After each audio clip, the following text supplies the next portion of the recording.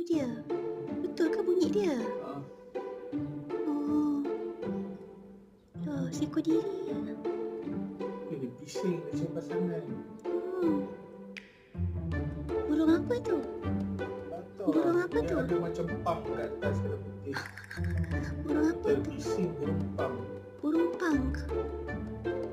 Merbau.